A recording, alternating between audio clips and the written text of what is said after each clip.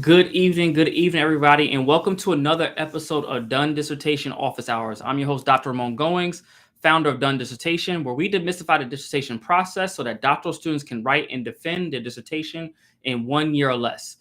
Today's live is we're going to be talking about the writing advice your chair gives you that's wrong. Today should be quite interesting, so I want to give you all some time to jump on in. Definitely share this out with a friend. This comes from just hearing a lot of bad advice that a lot of doctoral students are getting. And I think folks mean well when they give you this advice, but I've heard some things, I've generated some themes or the advice I've been hearing from talking to different doc students. And I just want to share with you some of the things I think that maybe have been given to you as advice that will actually set you back in this process. And also not even about the process. I'm always thinking forward, right? It's like, how do you set yourself up for success after you earn your doctorate? Because it's one thing just to finish your dissertation, but we want to set you up for a career and whatever that looks like. Whether you're working for yourself, you're securing your faculty position, you're getting a promotion at work.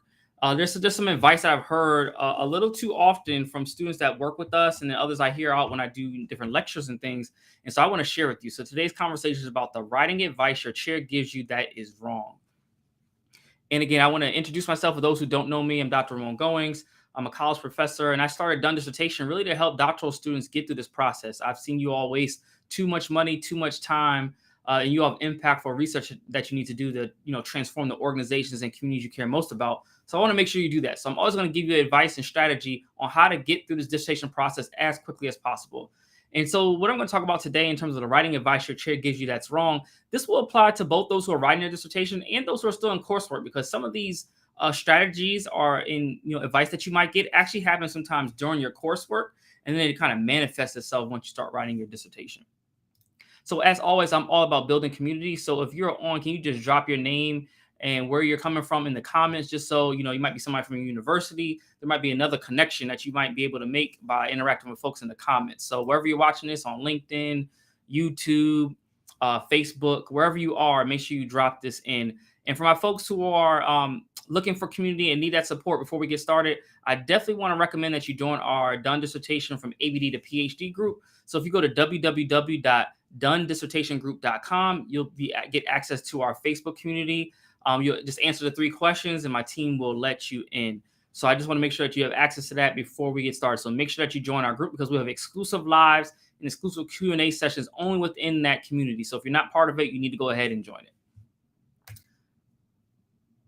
So with that said, let's go ahead and get into the content for today. So we're going to talk about the writing advice your chair gives you that's wrong. And so the first piece of advice that I hear a lot of students come to me with when they're writing is that they've gotten this advice that your writing needs to be objective. So if you've gotten this type of advice, let me know in the comments that your writing has to be objective. And shout out to Jason from New Jersey. Appreciate you for dropping in today. And so what I hear a lot of folks talking about is like, oh, my writing has to be objective. And then students get caught up trying to, figure out, how do I write objectively? How do I make sure that, I'm objective in my writing? And it just slows you down. What I want to tell you is that objectivity, cool, that's part of what folks say research is. But I always would caution is that, how can you truly be objective? And when you get this type of advice from your chair or committee, whoever it is, I want you to ask them to bring you evidence that your writing has to be objective. Because for everything that they provide, you could provide a counter argument to it. And I think a lot of times this idea that your writing has to be objective comes from this notion like of doing quantitative research or positivistic research where, there's truths and everything has to be, as a researcher, you have to distance yourself from the research. But at the end of the day, we all, it's a subjective process. It just really is. Your research is subjective. The fact that even in a quantitative study that, let's say, for instance, you had a survey instrument, you as the researcher chose or created that instrument. You created the questions. So there is subjectivity within this. So it's very hard to write objectively all the time in your work. There'll be places where you, quote, can write objectively, but that's not the purpose. But I see a lot of folks giving doc students that advice. And if you've gotten it, it's quite common. So I'm not saying anything's wrong with it, but it's quite common in things that you really shouldn't necessarily hold on to. I want you all more to be thinking about, can you write persuasively? Can you make an argument? There's nothing objective about making an argument. When you're doing this in your work, you're taking a stance on the topic because you've chose this topic for a reason. There's a certain maybe scholarship or canon in your field that you want to challenge or something. So you have a stance. And so in order to do that, you're gonna have to throw that objectivity thing kind of out the window, because that just isn't the necessarily the right way to go about this process. It just shows up, and what it ends up doing is, like, when folks say you need to be, objective. Also, I've also hear with this is that you also need to be take the passion out of your writing. And so I say, without a doubt, don't do that. Like, literally, passion, and it's not only passion, but persuasiveness is really where you got to go with this thing. And I say this, I show this to folks all the time. There was a award I won, and literally I wrote a 2-page document that awarded me over $20,000 for this award. And it was just because of how persuasive I was in my writing. So I took a stance. I was very persuasive about what my project was about, and that got me through, the process of getting this fellowship. And so you really got to think about, the writing doesn't have to be objective at this point. You want to start being persuasive and making a strong argument. Now, those are very different. And I think when you hear that objective, just kind of perk your ear up and, like, maybe not as much. And again, I know folks mean well with this, and this is not to attack chairs with this. It's just some things that I keep hearing that folks say in our program that they learn from their chair. And this is one of them. And I want to make sure that you all don't adhere to that at times. Again, I want you to think about being persuasive and having a strong argument, not necessarily being able to write objectively. And shout out to Asia, who is on Instagram. And I got Tiffany McBean. It's good to see you. You said, I heard that too about the objective writing. Yeah, it pops up his head. I see it a lot of times in coursework. That's why I said today's live is applicable for folks who are taking courses and writing dissertation. But there is a lot to this process. And I just hear it so much. And I'm like, I want you all to really be persuasive and make a good argument. And I promise you, if you know how to be persuasive in your writing, you can write your own ticket in academia, whatever, because that's the whole part of this process. That's what I've learned. If I had to, like, summarize how I became a better writer, I became more persuasive.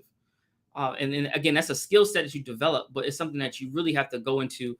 And again, objectivity is not necessarily the way to do it. Another piece of advice that I hear from folks that get from their chair or committee that's often, I think, is wrong, is this idea that you have to write your dissertation in order. And particularly with the chapter. Let's say, for instance, I find folks don't really care what chapter you start on necessarily, but let's say, for instance, folks, you might just start on chapter 2. Folks might be like, finish all of chapter 2 before you move on. I'm not necessarily from that school of thought. I think that you all have to start thinking about what comes easiest and then get those wins first, especially if you have a lot of writing anxiety. I'm always about starting from where you get the most success and then work all the other sections. And this is how I learned this, right? And so some of you all may not know, my background is actually in music. And so, I have a degree in music education. I play the trumpet, the piano. I love music, right? And I wanted to be Quincy Jones when I went to college. That was my goal. And I still say, if he wrote Thriller at 50, I got a shot at getting this Grammy maybe later on in life, right? And so, one thing I learned is that my first internship when I was in high school, I interned in a studio. And, I get there, as a producer, and I'm doing the engineering, and I'm sitting there waiting for the artist. The artist shows up, and then we get to recording, and I'm thinking, oh, this is about to take 15 minutes because they're just going to record one time, maybe twice, and be done. And literally, the artist spent about 20 minutes trying to record one line. And then I'm wondering, well, if this artist is doing it, my favorite artist is probably doing it. But at the end of the day, all we hear on the radio is the final version. And then what I learned is that because of your recording it, they call punch in and out at different points in the song. So you might do the chorus first before you go to the verse. And so you can do have your creative process out of order. And I apply the same thing I learned in music to writing. Like, you can write out of order sometimes about what comes easiest to you, and really go about it like that. And just remember, at the end of the day, your favorite song on the radio, you don't know how many takes it took them to get that perfect song that you hear on the radio. And they have all those takes that they took behind the scenes. And you got to approach your writing in the same way. Write out of order, write it sloppy, get it down, and then edit, fine tune, move things around. Just like a puzzle. You got to put the pieces all together to really get through this process and really write a dissertation. But it doesn't have to be in order. I hate folks who think about, like, this being in such a linear fashion. It really doesn't have to be like this. Like, literally, to share with you how I approach writing, I still do it to this day, is that when I have a paper, or even I did with my dissertation, I would outline the chapter. But for me, outlines became overwhelming with all the detail. So literally all I would have is the headers. So I knew, like, in each of these headers, I need to address these things. And then I would just write them out of order. And then, for instance, if something in header A needed to be in header C, when I went back to edit, I would just move it there. this process becomes so easy. Sometimes I think we're really overthinking things because we want to get it perfect and we want to get it right and we want to do it in order. It's like how we're taught in school, right? It's like first we got to learn addition, then we got to learn subtraction, then multiplication, then division. Like this dissertation process doesn't have to be linear like that. I think you can write things and be out of order and get everything accomplished because at the end of the day, you're going to edit and put it all together to create a sound body of work. And just another analogy to think about it like a puzzle. When you first get the puzzle, it's all these pieces on the ground, and then slowly but surely you start putting them together. You start grouping things that are alike, and then you start to put the picture together. And it's the same process to do with your writing. If you take this on, it will relieve you of some of the stress that you might have when you sit down to write every time because you don't have to write in order. And shout out to Facebook user. I'm not sure who this is. I know in our system, if you haven't given Facebook permission to post your name, but thank you. You said this is great advice, so I really appreciate that. And I hope this again is helpful. I try to think of different ways for you all to think through these things so that you can just, I really want to release the stress from this process for you all, and that's what we do at Done Dissertation. Another piece of advice that I hear folks get that I think is completely wrong is that I hear a lot of folks getting this advice like, oh, you're too early in the dissertation process to be applying for faculty positions, so you should just wait. And here's what I know. If you wait, you're just going to sit down broke the following year because you missed the whole cycle. And remember, as faculty, if you're trying to get into these type of positions, they all are on a cycle and they're all on a cadence. So you got to be thinking about where you are in the cycle. So right now is a great time to be working on your materials. Even if you're writing a dissertation proposal, you should be working on your materials right now, because what's going to happen is in the fall, in September, October, all those positions are going to come up that are going to be for fall 2023 when you're going to be done with your dissertation.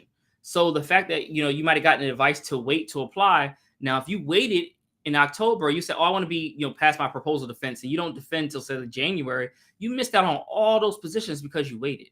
And now you might be out of luck with these positions. It might have dried up by January, February, March. Whereas you could have been right on the ground running when these positions come available early fall semester. Like I hear folks doing this a lot of time, but really, if you take that advice and you wait to apply, you will not have a job that following year if that's something that you're trying to do. And literally, that was my journey. Like I literally made the transition from doc student to faculty member because I applied early, and I applied when I thought I was getting ready to finish my dissertation. It makes, again, no sense to do these things. And then also, here's what I've learned is that if you start applying and you have these opportunities, it pushes you to finish your dissertation faster because you have a faculty position possibly waiting for you as a result, and you don't want to mess that up. And then also it moves your committee quicker. That's a secret because faculty know how important this is for you, and they will speed things up in this process. And before you know it, they're really helping you to get done faster because they know, all right, you are ready to be done. You have a faculty position that's waiting for you, and they'll speed things up. Like I got someone who's getting ready to defend their dissertation tomorrow, actually on Wednesday, and their committee started to speed up because they had a postdoc opportunity. And again, those things really start to happen when you have those opportunities at hand. So make sure that you apply early and often, because if you take that advice to wait, you'll just be waiting and be frustrated because you don't have any job, nothing to show for it. Again, if something's resonating with you, please let me know in the comment because it really helps me. And you have questions, make sure you just drop them in the comments. I'll be taking them as I talk through this. Again, I want to have a conversation with you all because I think there's a lot of advice that we get while it's with good intention, sometimes lands short, and it gets you. It might not put you in the position you want to be in when you earn your doctorate. So again, make sure that you apply for the faculty positions. Don't wait. This next piece is that I used to get this a lot for a lot of my clients is that their faculty members have told them like not to submit journal articles, especially to the top tier journals in their field for publication. And I don't really buy that advice necessarily, especially if a doc student and you're ready to write. And at that point, I feel like submit where we think is a good fit for your work. Of course, just know going into this in the publication process that, when you submit to the top tier journals, for one, they take forever. So that's something to consider your timeline. But then two, they're going to be heavily scrutinized, and that's just part of this process. So if you're cool with waiting and you're cool with the feedback, definitely do it. Shout out to Dr. Patricia Varela, who's one of our alum in the program, and actually a coach in the program, in our Velocity Coaching program. I remember when she was a doc student, she submitted her paper to one of the top journals in her discipline, and it got accepted, and it came out as she was a student.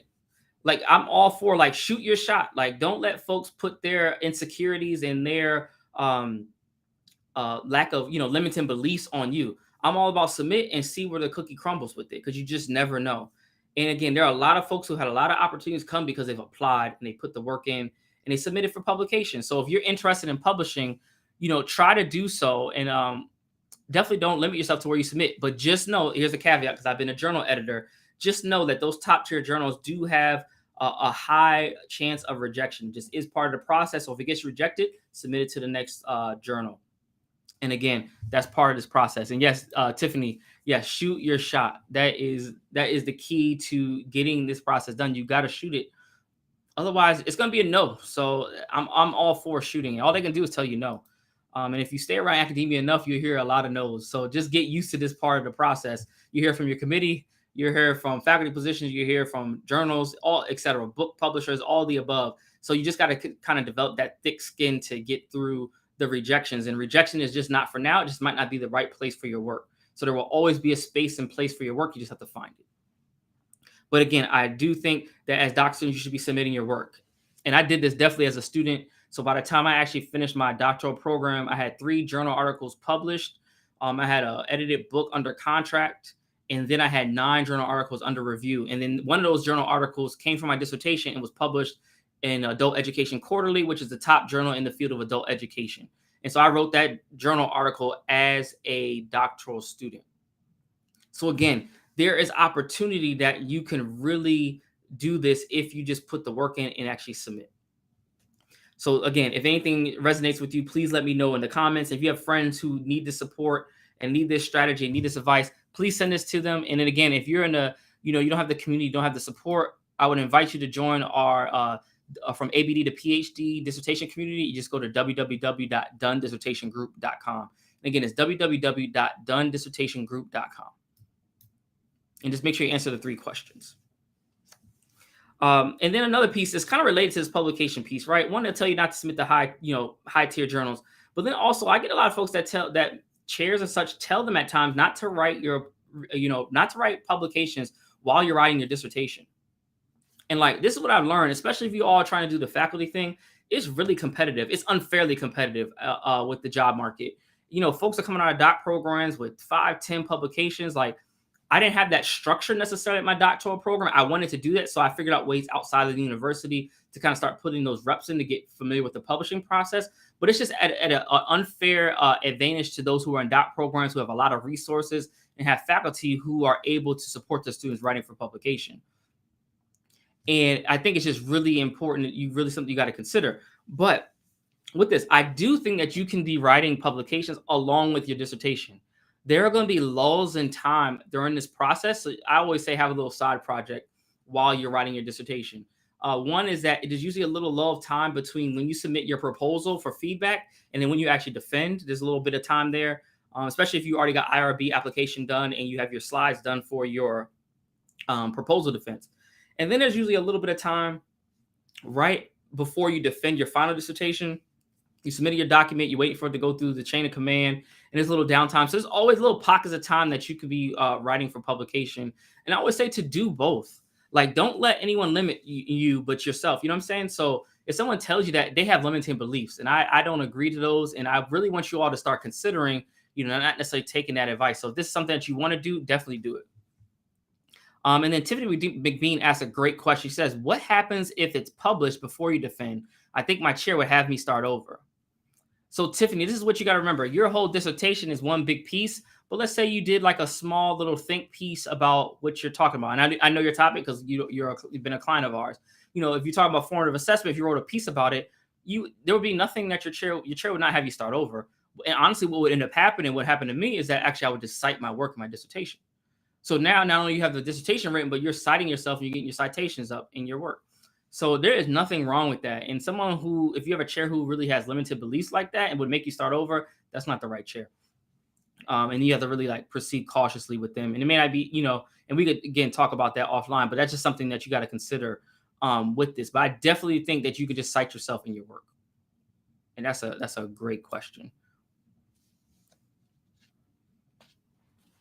Another piece of advice that I hear a lot of doc students get, and this is a lot for doctoral students of color, I hear Black and brown folks. This message is for us, right? I hear it particularly if you're like in a predominantly white institution. I hear a lot of this particular advice. Don't write about race. And I'm always like, why are people telling you that? That is the wrong approach, especially if it's something that you want to do and you have interest in. Like, why not explore your interests? You could write and do all those things within the canon and how your discipline gets down, but you should definitely be able to write about race. And I know a lot of you all are in disciplines where you're challenging kind of how research is done when you're doing this. So, there is some of that to it, but the question that I want you to consider, or thought I want you to consider, when you get this pushback from a chair who tells you not to write about race, and this might be something, if you have a good relationship, I would just ask, like, tell me more about, and I would just frame it just like this. If they say, no, I don't want you writing about race, well, tell me more about that. And you got to force them to unpack it, because there's something rooted in what they are saying that oftentimes is either about they are afraid themselves because they don't have a language or a way to talk about race. So that's its own set of issues and problems. Or secondly, they are afraid for you to do it because they don't know how to help and support you doing it. And so, it probably stems from the first part, that they don't have a language to talk about it. And then because they don't do it in their work, they don't have a frame of reference in order to help you. And again, that's not that's not end of the world, because there are chairs that have different research than the student. That's not a problem, but you may have to get someone maybe on your committee who has that racialized perspective, who looks at research through a racialized lens. Like, don't let folks try to tell you not to do research based on race because of their own kind of shortcomings as a scholar. Like, that makes absolutely no sense. But as advice that you get, and I hear it quite often, particularly when you're in departments where you are one of the only, or one of few, or the only in your department. I know a lot of folks are experiencing this. So this is something really to consider with this. And then the last piece of advice, I'm starting to hear less and less of this, but I still hear folks, saying this, is that because they're a scholar, their chair is telling them they got to do this project alone. And while, yes, the writing needs to be yours and yours only, right? You can't go through this process alone. Like, you have to have some support. You have to have somebody, you have to have a community, whatever that is, you have to build it. You have to have it. This is definitely a team effort to get through the dissertation.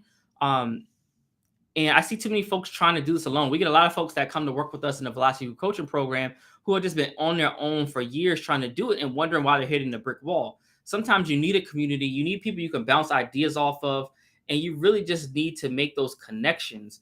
And sometimes it's just hearing someone talk about their own experience that might jar something for you and might unlock something for you in your own writing. And so that's really important. That's something that we're really big on in the Done Dissertation Velocity Coaching Program, is really building a community, because it's just so important to getting through the process. And so I know a lot of you all might be in this case where you don't have community. So as I mentioned earlier, I want you all to consider joining our From ABD to PhD community, so that you can start building with one another who are doctoral students in the field. In our private Facebook community, we do provide monthly Q&As with myself that are only for folks in the group. And again, if you want to join the group, make sure you go to www.donedissertationgroup.com. And my folks on Instagram, if someone can type this in the chat, I'll pin it. Again, it's www.donedissertationgroup.com to join our group. And then I know there's a number of you all who might just be tuning in for the first time and getting to know us and what we do. For you all, I would invite you to grab our 10 dissertation mistakes that doc students make guide. And you can grab it at www.dissertationmistake.com. And it's www.dissertationmistake.com. And if you're on Instagram, just click the link in our bio, and then they'll take you to the resource page, and you can grab the guide there. Because again, we want to provide some supports and some resources for you all to get through this process. Thanks, Carrie, for pinning that for me. I appreciate it, for writing that out for me. And so as we wrap up today, again, when you get advice, you sometimes got to take it with a grain of salt, depending on what it is. You have to remember your chair, your committee, or whoever it is has a certain vantage point. They have certain limiting beliefs that, are guiding what they do and how they act. And so this is just something that you got to consider with this process. It doesn't make it your chair or whatever wrong, not at all. That they're wrong for doing this. They just might have a certain different mindset than you have. And again, we're all about changing the mindset of doctoral students, from student to scholar. And there's some things that you got to do that you might get advice about not doing. And again, we want you all to finish. And so what I will do, I got about 5-10 minutes here. and opening up any questions that you all might have about maybe advice that you've gotten. If you want to drop some advice that you thought was wrong in the comments, we could talk about it. Just let me know what's up.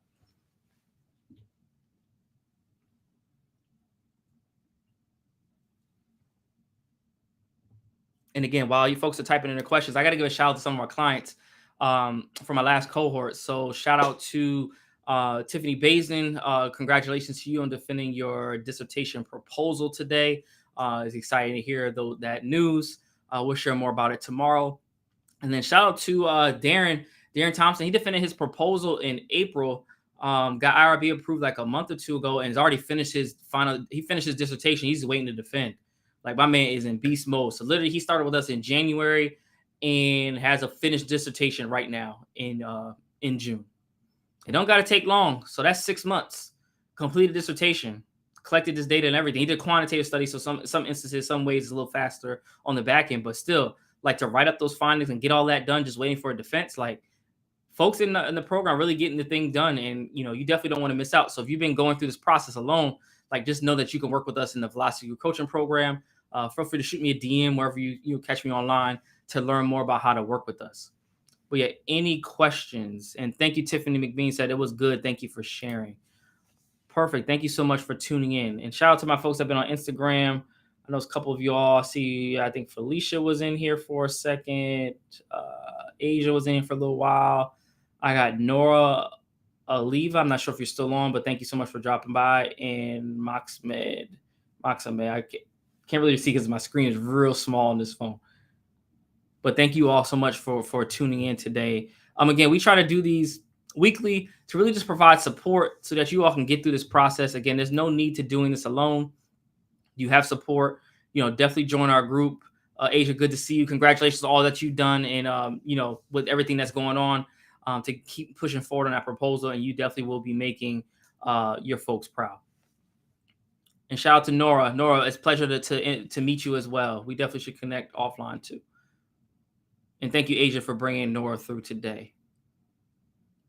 And again, make sure, as I mentioned, if you need a support group, make sure you join our group at donedissertationgroup.com. It's our Facebook community from ABD to PhD. And then if you are someone who needs support and wants access to learning more about the 10 dissertation mistakes I see doc students make sure you grab the free e-guide at dissertationmistake.com. And then for my folks on Instagram, just click the link in our bio and you can grab it there absolutely free. And I'm just checking I'll stay on for another minute or two. If there are no questions, I'm going to go ahead and jump off for the evening. And y'all, we got some good lives coming up over the next couple of weeks, and especially, the next couple of months, man. We got some juicy stuff. Like, I really want to get at the things that you're thinking that you don't want to say. And so I'm going to do more of that. So if there's some questions that you all might have, depending what it is, drop me a DM, because those questions might turn into one of our live streams. Because again, we want to make this impactful for you and for what you're experiencing as you navigate this process. So we really want to get into the nitty gritty of all the things that you have going on that are impacting you getting through this process. Again, our goal is to help support at least 1,000 doctoral students to get through the dissertation process, because I know you all have a lot of research that you all need to do that can transform the communities, organizations, and people you care most about. And so I want to be here to help you do that. And so again, I'm going to go ahead and sign off as Dr. Ramon Goings, founder of Done Dissertation, where we demystify the dissertation process so that doctoral students can write and defend a dissertation in 1 year or less. Again, if you need support, feel free to reach out to us. You can jump on our website at www.thedonedissertation.com to learn more about what we do. If you want us to come to your university, we also have a university partnership program, so we can come to university and do workshops for you all. So if you're interested in that, shoot me a DM. We can definitely make that happen at your university with your doctoral program. Until next week, good people.